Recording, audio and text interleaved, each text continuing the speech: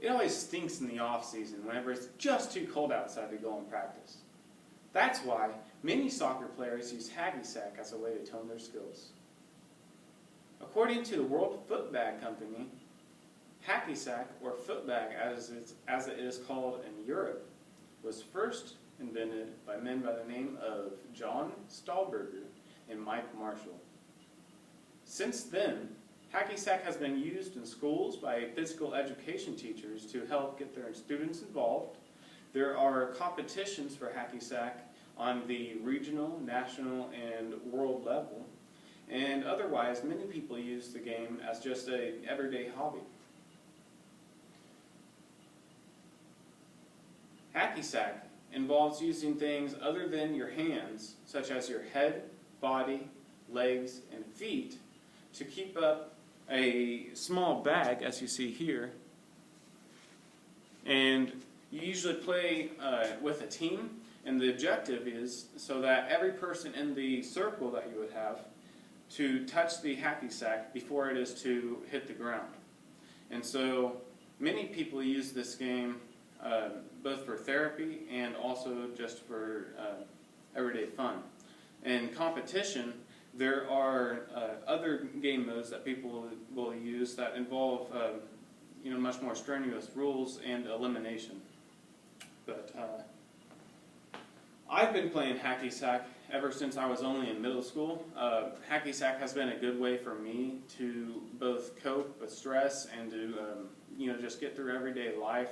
It's been a good thing for me because it has helped my reaction skills, it has helped my motor skills and coordination, and also I just have a really good balance because of it.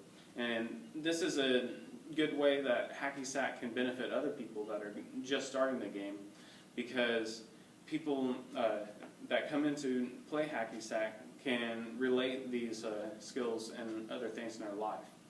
And so I have a few different hacky sacks here I want to show you. People use hacky sack, like I said, for different things. The hacky sack I prefer the most is just a freestyle bag like this.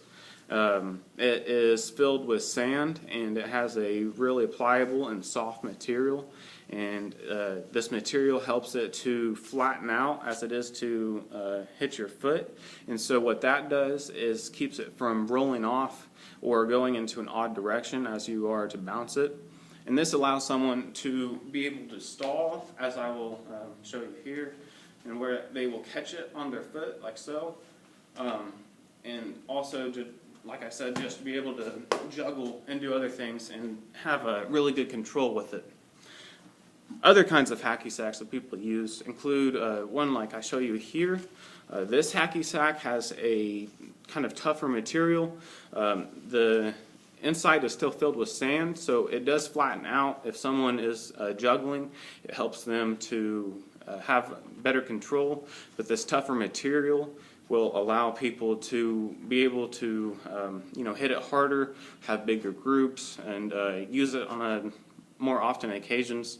And this hacky sack will hold up to more than what this one will to like outside conditions and things, so that it won't mess up your hacky sack whenever you're trying to play.